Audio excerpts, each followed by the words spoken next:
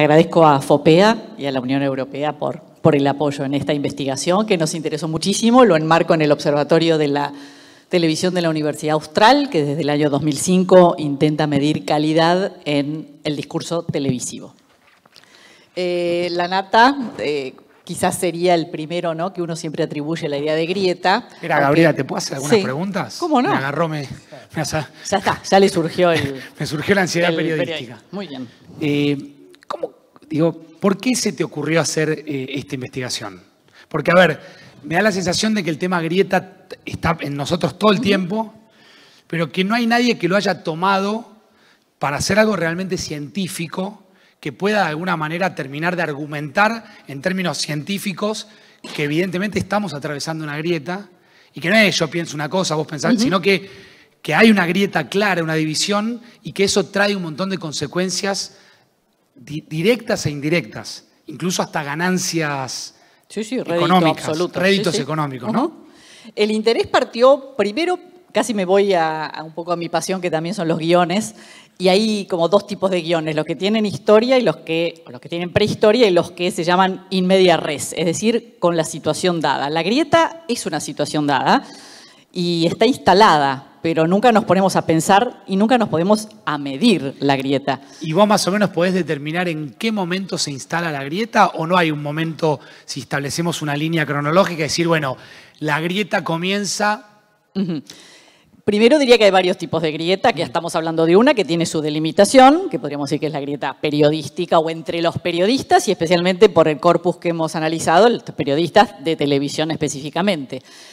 Más allá de la tradición, digamos, de bandos que nuestro país ha sido desde unitarios y federales para aquí, todos los bandos que querramos enunciar, yo creo que, sin querer la propia democracia, el advenimiento de la democracia fue uno de los, digamos, de los principales motivos por los cuales la grieta comienza. Yo creo que desde ahí, si uno hace un rastreo, desde el año 84 aproximadamente para acá, ya comienza a verse en los medios una especie de polarización y podría decir así por marcar un hito histórico, ¿no? No lo estoy haciendo dentro de la historia de los medios, sino de la historia del país.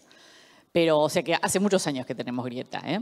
Pero últimamente, obviamente, esto se ha hecho muy, muy manifiesto. Desde el punto de vista de la teoría, la grieta se estudia desde el 2018. O sea, hace 3 años que se está estudiando la grieta en la academia. Por eso te hablaba de que academia, me pareció un informe creativo porque Exacto. hablamos poco de esto.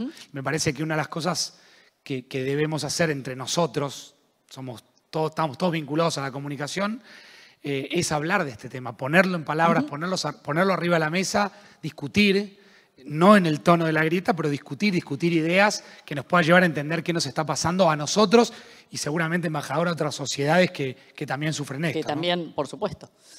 Bien, entonces la defino muy rápidamente, solo esto es un detalle de color que en la investigación que hicimos, la nata no usó por primera vez la palabra grieta ni en el Martín Fierro, ni cuando recibió el famoso premio, y luego que sí, digamos, apeló al término, sino que ya en el año 89 él hablaba de la grieta en una nota en página 12 sobre Uruguay, por el referéndum, digamos, de la ley de amnistía en Uruguay. Así que esto es un dato de color, pero que tuvo que ver con la investigación que hicimos. No es menor porque vos recién decís que los comienzos de las democracias y todos los horrores que generaron las dictaduras, cuando las democracias llegan, generan obviamente esa división. Ahí Jorge estaba hablando justamente de lo que pasaba, de cómo Uruguay iba a enfrentar justamente los horrores del pasado, ¿no? Absolutamente, por eso un poco lo enmarco desde ahí. Bien, creo que hay términos que podríamos ser mucho más precisos, porque también hay cierta sinonimia, ¿no? Y a veces confusión entre ideología, línea editorial, grieta. Entonces, solamente con fines muy, muy claros de definición, la línea editorial que existe, que cada medio lo tiene, que cada periodista lo tiene, por supuesto. Podríamos leerla, no es en este caso hacer una cuestión terminológica o de diccionario, pero claramente se llama a línea editorial, a esa orientación permanente que puede tener un periodista en sus publicaciones, con intencionalidad probablemente en sus editoriales o selección de columnistas, personajes. Es decir, sabemos que los medios tienen detrás esta línea. ¿Por qué es diferente una definición de grieta? Hay muchas definiciones, pero en general, inclusive algunas hasta hablan de tribus, y empiezan a incorporar la idea de los bandos. Hay varias, yo aquí estoy recogiendo, como dije, desde el año 2018, que son las primeras definiciones de grieta aplicada a los medios. Y aquí una de las definiciones que tomamos para esta investigación, sobre uno, digamos, en un paper, supone dos modos de ver la realidad, antagónicos y casi enemigos a ultranza. Es decir, en este caso ya estamos hablando de un ring, ¿no? Estamos hablando de una pugna. Te quiero hacer una pregunta respecto a lo que mostrabas antes, esa idea de tribus. Sí.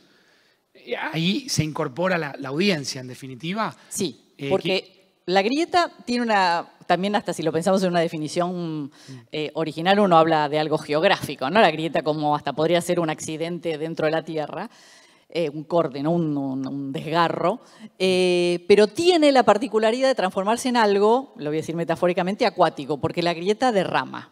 La grieta cae como cascada, y cae como cascada desde un líder o el político que puede estar involucrado en la grieta, y luego a los seguidores de ese político, y luego a los medios que siguen a ese seguidor, y finalmente a los usuarios, o a los lectores, o a los espectadores en el caso televisivo. Gabriela, ¿cuánto crees que hay en la búsqueda de la grieta de determinados colegas? Vamos a hacer el esfuerzo de no personificar, ¿sí? Es un esfuerzo enorme. Vamos a hacer un gran esfuerzo. ¿Sí? Pero ¿cuánto crees que hay en esta idea de enamorar o tratar de ser reconocido por esas tribus que se van? ¿Qué está primero, la tribu o el periodista que se embandera para generar una tribu? Yo diría que acá hay un tema de personalismos. La presencia alta del conductor ha sido notoria en las mediciones, es decir, el programa se asocia. Es muy diferente ver un programa con su conductor líder, cuando por alguna ausencia lo toma otro conductor que lo reemplaza, es otro programa, ¿no? Es decir, en ese caso el peso de la figura y el centralismo del conductor es enorme. Y yo diría que hoy, en el mundo que un poco citaba el embajador de redes, ¿no? Que termina derramando en redes la grieta, ahí finalmente cada uno empieza como a buscar su propia tribu, ¿no? En ese sentido me parece que el rol de los conductores ha sido fundamental, por lo menos en televisión. Bien, y como vos decías... Casi te podría decir que sin tribus no hay cacique, ¿no? Bueno, claramente. Sí, es un poco así. El tema es, bueno, tratar de conocer un poco a esos caciques y a esas tribus y ver qué pactos de lectura hay, porque aquí hay mucho de implícitos y explícitos, es decir, hablábamos de valores, ¿no?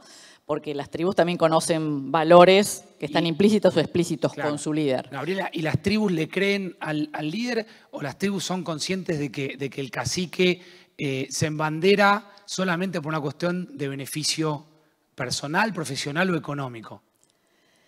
Yo creo, no, digamos, yo tengo una ambición muy optimista y muy esperanzadora de la audiencia / tribu, usando ese término, porque en general hay hasta cierto, no digo menosprecio, pero probablemente una cierta mirada, ¿no? homogénea. Yo creo que cada individuo hoy tiene suficiente capacidad, está teniendo cada vez más mirada crítica, tiene capacidad de contraste, está leyendo otras cosas. Desde ahí ya no podemos hablar de una tribu, reitero, usando la metáfora, homogénea que reacciona a lo que el líder comunica. Por el contrario, me parece que el líder tiene que construir día a día esa relación. Hoy un poco se dice que estamos en la lucha por la atención, ¿no? Digamos, todos los medios están luchando por captar la atención de alguien. Así que me parece que hoy la responsabilidad está más en el líder o el cacique, usando la metáfora. Bien, la investigación es exploratoria, porque voy a delimitar cuál fue el corpus, pero nos sirve para empezar a intentar a construir esta matriz de medición de grieta y tratar de poder, digamos, continuarla el año que viene probablemente en una muestra mucho más grande. El corpus elegido fueron canales de aire y de cable. El periodo fue una semana de noviembre anterior a las elecciones. Fue la semana del 1 al 7 de noviembre. El total de horas visionado fue 102 horas. Y la franja horaria seleccionada fue de 18 a 22. Gabriela, ¿vos viste las 102 horas? No, lo vimos 5 personas. ¿Estás bien? Estoy un poco ojerosa, pero es un trabajo arduo, el visionado es arduo, porque además de grabamos todos los textos, o sea que se supone, a veces una hora real de emisión puede suponer 2 horas y media de llenado de la matriz.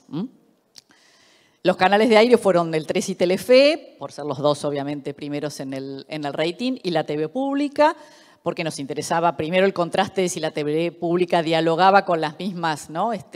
Objetivos e intencionalidades con los canales privados, y también, entre comillas, estaba en la pugna por el rating, y obviamente también reconociendo la particularidad diferente de dos canales privados frente al público. Y los canales de cable analizados fueron La Nación Más, TN, América 24 y C5N. Esto fue simplemente poner, me parece, el cruce con el rating también es interesante, porque vamos a llegar también a una primera afirmación, y es que la grieta vende. Y entonces vamos a ver un poquito este cruce del aire. Estos son el rating del último mes de noviembre. Es notorio, bueno, cómo ha bajado, ¿no?, el encendido en general del abierto. Y este es, bueno, es el rating de cable. Puse todo el listado simplemente para que lo tuvieran. Bueno, para que verán que en noviembre estuvo TNC 5N y La Nación Más en tercer lugar y A24 en cuarto. Entonces, de ahí también los canales analizados.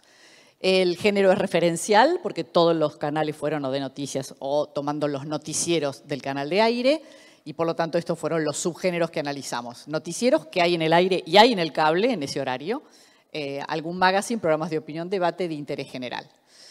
Los programas seleccionados, que es hasta aquí la definición y la descripción que vamos a hacer: Telenoche, Telefe y Tele Pública Noticias, DC5N, ya lo ven, La Hora Víctor Hugo, Minuto 1 y Desafío, el Noticiero de la Nación, Más Realidad, el Diario Leuco y Hora 21, TN Central con su segunda edición, Solo una vuelta más, y de América 24, Viviana con Vos, y Dicho Esto, que es el segundo.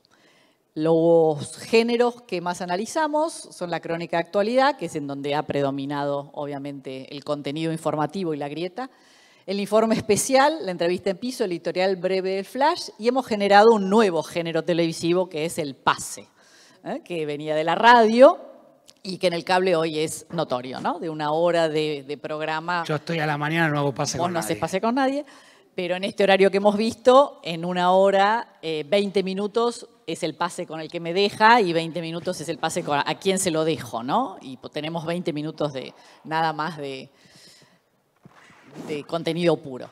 La matriz tiene aspectos cuantitativos y cualitativos y está trabajada con variables y ponderaciones. Las grandes 4 variables son la estructura narrativa del programa, los aspectos formales, el nivel de interés y la carga ideológica.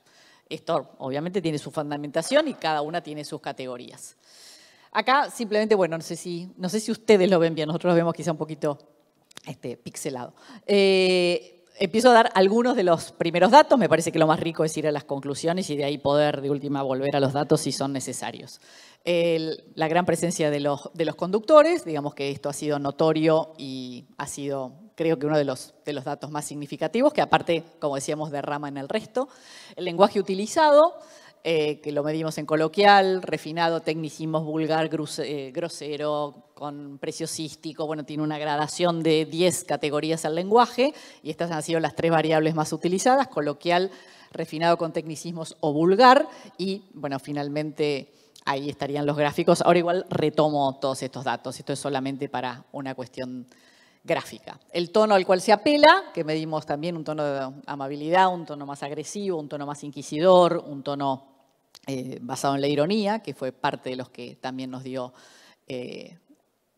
los resultados. El nivel de interés, si el contenido informativo donde hay grieta es de alto interés, ya sea por cercanía, por empatía, por identificación del ciudadano o del usuario, o si es exótico y quizás es un contenido ajeno, y en eso ha sido muy interesante cómo la grieta también se va a contenidos de países que en realidad no tienen nada que ver con nosotros, pero se toma la noticia de ese país para igualmente, ¿no? En eso ha sido muy notorio. Comparamos el grado de interés con el grado de profundidad y con el grado de espectacularización. Esto tiene que ver con el tratamiento de la banda imagen y la banda sonora. ¿Qué tipo de léxico se utilizaba? Por ahora puse el término puse neutral, esto no es gratuito y atrás tiene una fundamentación teórica, pero es para que se entienda por oposición a carga semántica, o sea, cuando el léxico está totalmente connotado. Y esto también es de los resultados más interesantes junto al lenguaje. Términos peyorativos y agravios, y también medimos el elogio, es decir, medimos como las dos puntas del uso del lenguaje. para que vean también en cuáles son de los canales que más se ha dado. Y finalmente la cantidad de puntos de vista, que lo medimos en la univocidad o la diversidad, y esto tiene que ver con la pluralidad de fuentes. Analizamos 33 fuentes en total, a las cuales aluden estos 7 canales.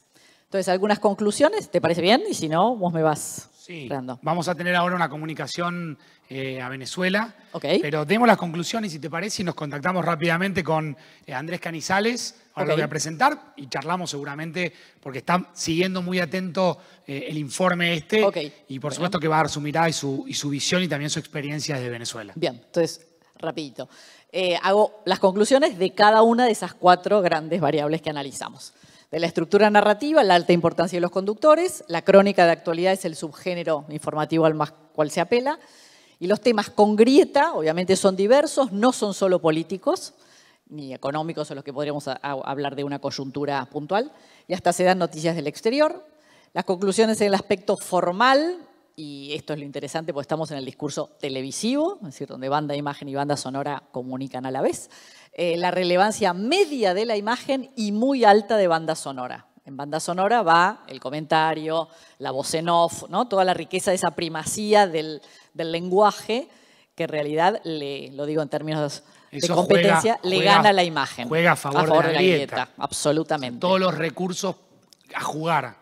No solamente lo ideológico, el contenido, sino recursos audiovisuales, digamos, que se ponen desde una cortina musical. Desde la cortina, puedo dar un ejemplo, no sé, del presidente hablando en la cumbre de Glasgow y ver cuál es la canción, ¿no? Que se pone para ilustrar la imagen, ¿no? Desde eso hasta un videógrafo, un efecto sonoro, pero en general se apela más a cuestiones sonoras que de imagen. Eso es interesante. Hay risas.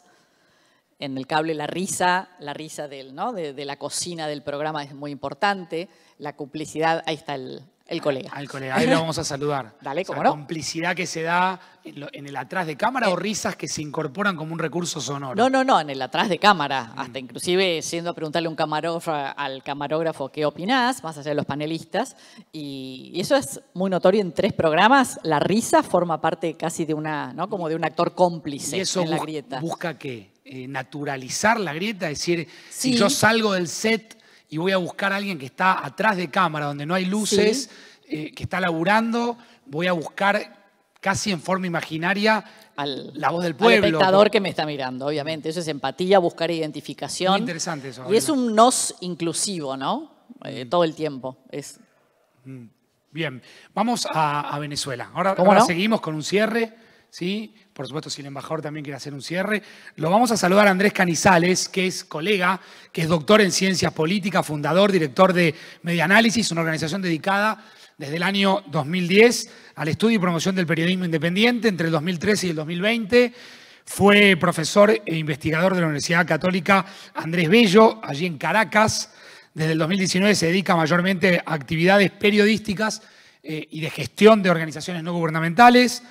Forma parte también del Consejo Académico de CADAL y es miembro del Consejo Asesor de Asociaciones Latinoamericanas de Investigadores de la Comunicación y podría seguramente seguir leyendo. Andrés, ¿cómo te va? ¿Cómo andás? Facundo, Gabriela y aquí junto al embajador en la Argentina de la Unión Europea. ¿Cómo estás vos? Muchísimas gracias, Facundo. Saludos a Gabriela y al embajador. Muy complacido de poder estar junto a ustedes, acompañándoles. He visto con mucha atención toda la exposición de Gabriela y pues debo decir, estaba revisando mis papeles en el año 2004, cuando se celebró en La Plata el Congreso de la Asociación de Investigadores de la Comunicación, hace ya 17 años. Llevamos un trabajo donde analizábamos el tema de la polarización, que le llamábamos aquí en Venezuela a la grieta, ¿no? En aquellos años, especialmente en esa primera década de este siglo XXI, fue un tema muy recurrente, muy presente, digamos, en la discusión entre periodistas y también entre investigadores de la comunicación en Venezuela. Mucho de lo que ha presentado hoy Gabriela pues me remonta y me conecta con lo que hicimos en aquel momento y voy a aprovechar de plantearles a una inquietud que la tengo, me está dando vueltas desde hace muchos años. Hace como 15 años, en una discusión de esta con Silvio Weisbord, él me comentaba si debíamos exigirle a los medios, a cada medio en particular, equilibrio, o si debíamos mirar todo el ecosistema de medios de un país y ver si ese ecosistema era equilibrado, porque parte de lo que nosotros discutíamos con mucha vehemencia era la necesidad de que los medios, cada medio en particular, fuese equilibrado, como una suerte, digamos, de mandato ético, ¿no?, ante lo que estábamos viendo con la grieta, tal como la vivíamos en Venezuela en aquellos años, ¿no? ¿Y qué conclusiones sacaste? De mi experiencia y de la reflexión que yo tengo, yo creo que sí debemos pedir, exigir, plantear, discutir la necesidad de que cada medio en particular le ofrezca a su audiencia una cobertura lo más amplia posible. Yo acabo de estar allí en Buenos Aires durante 5 semanas, Facundo, Gabriela, de hecho saludé a Gabriela en una visita a la Universidad Austral, y durante esas 5 semanas diariamente, religiosamente, fui a un kiosco de periódicos, compraba todos los días Página 12 de La Nación. No es una investigación lo que hice, es una mirada de un observador. Y pues el mismo hecho cada día era mostrado con 2 caras, ¿no? Pero 2 caras donde no había una conexión, parecía que estuviésemos hablando de cosas diferentes a pesar de que se estaba hablando de lo mismo o se estaba presentando la misma reseña. Las fuentes solían ser distintas, fuentes en los opuestos, digamos, políticos, ideológicos, y algo que la experiencia venezolana me ha refrescado mucho con esta mirada sobre Argentina es el excesivo peso que le ponemos al rol de los políticos y de la política en la agenda periodística, y son precisamente los políticos quienes están impulsando, promoviendo la polarización, la grieta, como parte, digamos, de su esquema de obtener réditos políticos, electorales, ¿no? Claro, pero pareciera, Andrés, a ver si coincidís conmigo, Gabriel, obviamente, embajador también, pareciera que la grieta es la que va imponiendo la agenda incluso política, frente a cierta retirada de los propios políticos, por miles de razones, falta de idea, falta de creatividad, etcétera, etcétera. Es la grieta la que va imponiendo la agenda y son los políticos los que van mirando casi como espectadores lo que la grieta va imponiendo. ¿Pasa eso en Venezuela? ¿Coincidís con esto, Andrés? Bueno, lo primero es aclarar que el esquema de la polarización en Venezuela se rompió porque sencillamente un bando político se hizo con todo el poder y silenció mediática, comunicacionalmente, periodísticamente a otro sector. O sea, es decir, hoy en día la televisión, por ejemplo, hacer el estudio que ustedes hicieron, que eran los que nosotros hacíamos en el año 2006, 2008, hacerlo hoy no tiene sentido. Es decir, los canales privados hoy en Venezuela fueron o comprados, cerrados o cooptados. Claro. No hay información en la televisión abierta en Venezuela, es decir, tenemos que informarnos por los medios digitales. Esa sería otra discusión.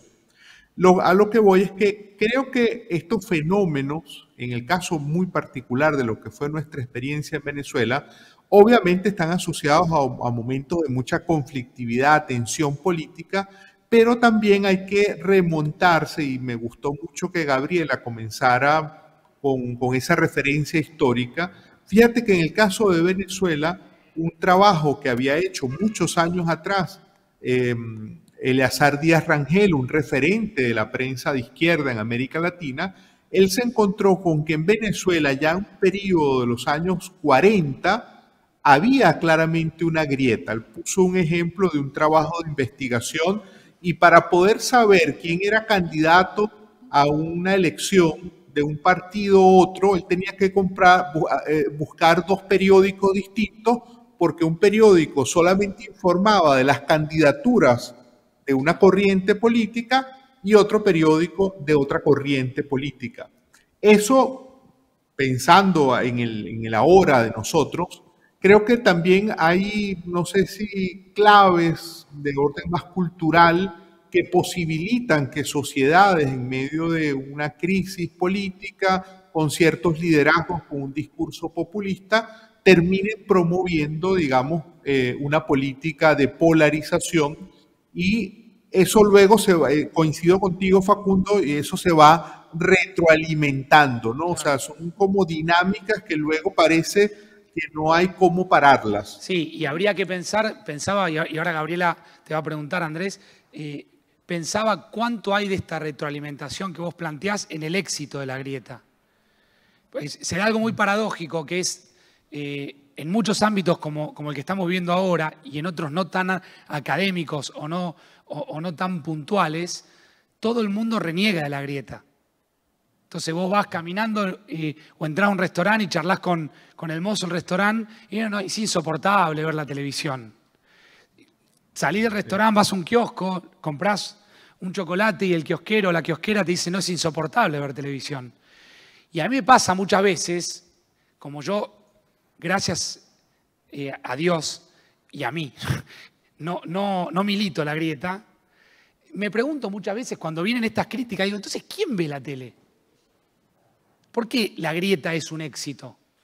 ¿Y cuánto hay de la existencia de la grieta en el éxito? ¿Por qué si sociedades están reclamando que la grieta no exista, por qué la grieta existe? Si en definitiva son las sociedades las que alimentan la grieta.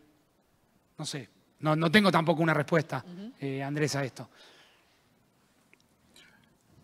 Gabriela creo que quiere decir algo. A ver. No, un poco digamos, en la misma línea y ratificando la idea de que la grieta vende, también nos preguntábamos, bueno, un poco lo dije en el sentido de la baja de encendido también, ¿no? Si 8.6 fue el rating de Telefe, bueno, ¿dónde estaba el 92% que falta, digamos, si hubiera sido el 100% asociado a un solo canal?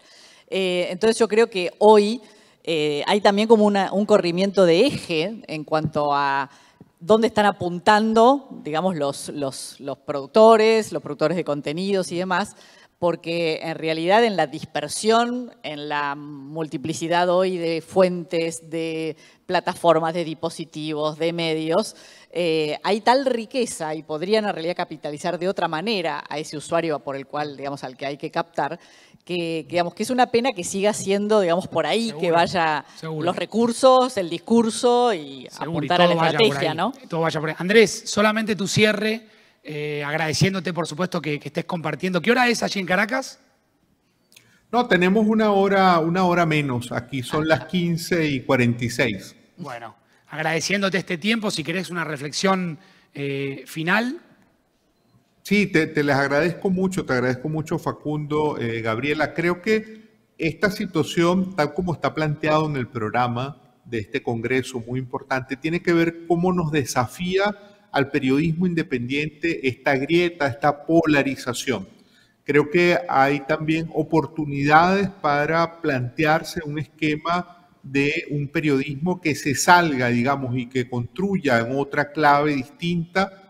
Creo que algo que hicimos en Venezuela en algún momento fue promover, por ejemplo, que más voces de la sociedad civil, de los sectores universitarios, estudiosos, académicos, etcétera, pasasen a ser fuente de los medios, porque eran finalmente fuentes no parcializadas, aunque también después, bueno, era otra discusión que muchas de las ONGs también podían estar viviendo su propia grieta.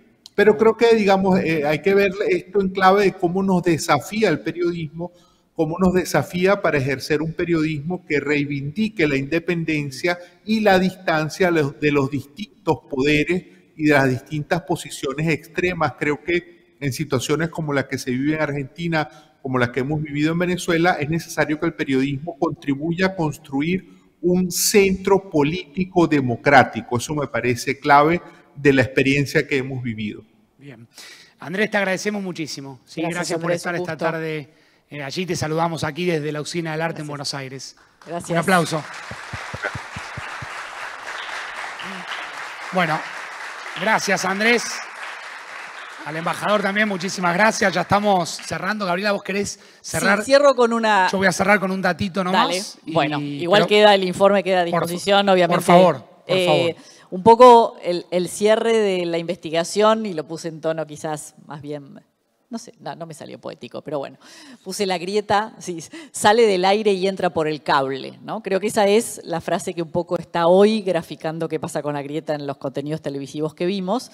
Y claramente el desafío está en la profesión del periodista, tratar de empezar a pensar en nuevas formas de ejercer tan maravillosa profesión.